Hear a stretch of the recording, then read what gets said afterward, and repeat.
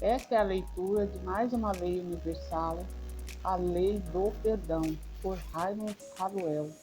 E esta é a primeira parte. Um bom estudo para você. Existem coisas cruciais na vida que exigem grandes qualidades humanas. Nosso maior medo é que o homem não será capaz de cumprir com a demanda de hoje. A falta de um grande equipamento de caráter é realmente um perigo em qualquer tempo. É no agora e aqui que o mundo precisa da ajuda de grandes mestres, tais quais foi Jesus Cristo. Jesus ensinou sobre a grandiosidade do caráter para seus discípulos com tamanha grandiosidade dentro dele. Ele era muito mais que um simples pastor. Ele era o supremo professor. Ele não apenas apontava o caminho, mas ele foi à frente mostrando o caminho nas horas de grande estresse. Ele mostrou-se mais poderoso do que Pilatos, o governador de toda a Judéia, ou Caifás, o supremo sacerdote e líder da igreja, ou qualquer um de todos os escribas e todos os fariseus. É verdade que por um momento eles tiveram poder sobre o seu corpo e o experimentaram e o condenaram à cruz. A sentença máxima que poderia ser a de alguém, mas mesmo assim, em todos os momentos, a sua mente e o seu espírito comandaram eles. Eles o arrastaram pelas ruas amarrado como um prisioneiro. Eles o pregaram a uma cruz no Monte Calvário.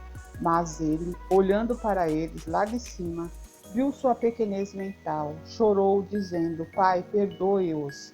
Eles não sabem o que fazem. O homem que é grande o suficiente para perdoar é sempre maior que o perdoado. Ele é superior, ele é maior que o seu adversário. Pedro, o discípulo, estava muito perplexo ao ouvir uma das grandes lições do Mestre. Ele levantou a questão a qual é a base dessa lição. Voltando-se para Jesus, ele perguntou: Senhor, até quantas vezes deverei perdoar meus irmãos? Até 7 vezes? Esse era, sem dúvida, um grande gesto da parte dele, pois, segundo a lei jesuíta, a qual ele conhecia, permitiu ao homem ser perdoado apenas 3 vezes. Isso era mais do que 2 vezes o que a lei recomendava. Então Pedro acreditou que o Senhor concordaria com a sua extensão da lei do perdão. Mas ele ficou mais perplexo ainda quando Jesus respondeu: Eu vos digo, não até 7, mas até 70 vezes 7. Tal período poderia ser indefinido. Então, através da resposta, concluímos que não existem limites ou restrições para o perdão. A qualidade do perdão deve ser infinita, assim como o da fé, esperança e amor. Os ensinamentos de Jesus em referência ao poder do homem de perdoar pecados são, eu acredito, acima do entendimento de todos os mandamentos. Como se fosse uma regra, existe uma separação entre o pecado e os seus muitos efeitos. Quando o homem peca, nós fomos ensinados a pensar que isso é um trabalho para o ministro, ou pastor, ou padre, que será chamado para orar pelo pecador. Quando um homem fica doente ou estressado na mente ou em seu corpo devido aos efeitos provocados por seus pecados, nós chamamos o médico. O doutor então dedica-se a tratar ou reparar o corpo e amenizar o sofrimento. Isso na melhor hipótese. Nós sabemos que é uma medida temporária, pois nenhuma melhor ou permanente cura poderá ter efeito até que o doutor e o chefe religioso trabalhem juntos. Jesus era um mestre médico porque ele tratava o pecado e com a doença juntos. Quando eles trouxeram um homem até ele que sofria de paralisia, Jesus falou de perdoar os pecados do homem para que ele fosse curado. As pessoas que o haviam trazido e ouviram falando isso o questionaram. Eles disseram: Quem é esse que fala blasfêmias? Quem mais poderá perdoar os pecados além de Deus? Eles não entendiam como ele poderia considerar pecados como causa da paralisia. Porém, existem ainda hoje alguns não muito avançados que querem acreditar que tal doença é causada por problemas físicos ou alguma desordem no organismo, do que aceitar a possibilidade de isso ser um desleixo mental ou espiritual. Jesus ensinou claramente que se você perdoar o pecado, o efeito da ação do perdão será absorvida como ideias naturais e saudáveis, assim como a noite é absorvida pela luz do sol. A escuridão desaparece e a luz do dia brilha sobre todos os da mesma forma. Quando ideias naturais e saudáveis preenchem a mente, o corpo entra nas mesmas condições. Então, homens e mulheres evoluídos que estão usando esse processo para proporcionarem curas através de processos mentais e espirituais não estão nos apresentando nada de novo. Eles estão meramente usando aquilo que o Mestre ensinou e meramente ensinando mais abertamente. Jesus ensinou que o local originário de toda ação é na mente.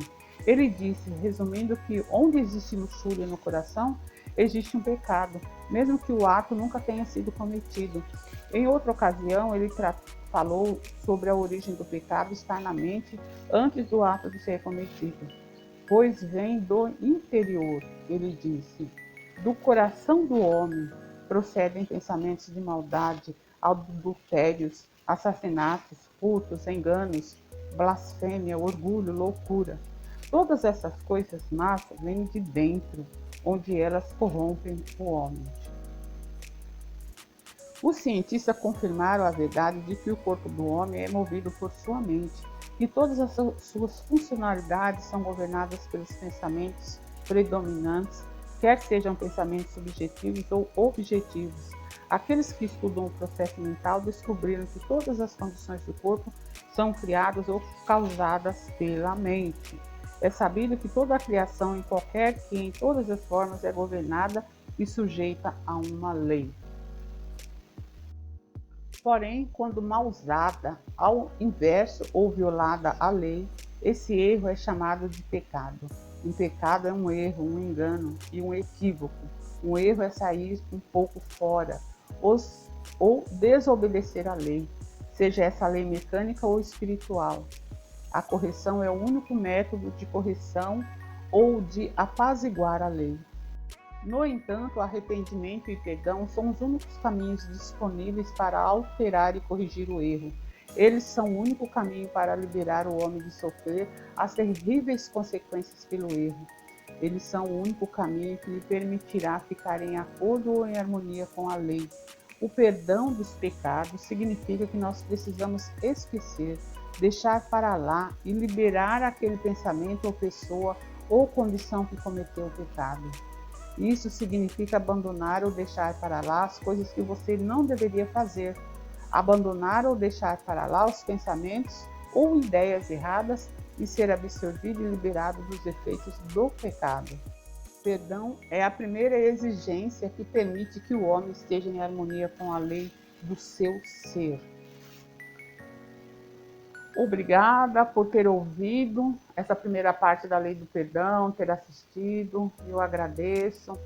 E lembro a vocês, se vocês gostaram, se inscreva no canal, ative o sininho de notificação, depois vá em todas. Deixe um comentário, nem que seja um emoji, deixe o seu like, ok? E que é para o crescimento do canal.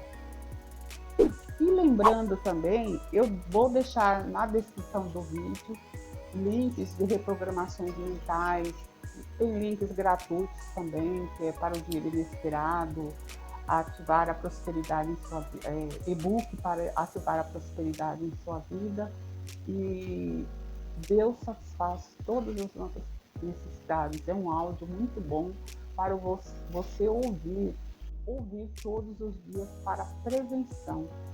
Tem outros links também para quem quer criar um canal no YouTube, link do combo da reprogramação subliminar para ativar a prosperidade em sua vida. E tem outros links, acessem e saibam tudo. E muito obrigado por você estar aqui, de ter assistido. E até a próxima parte, até o próximo vídeo. Muito obrigada. Bye, bye.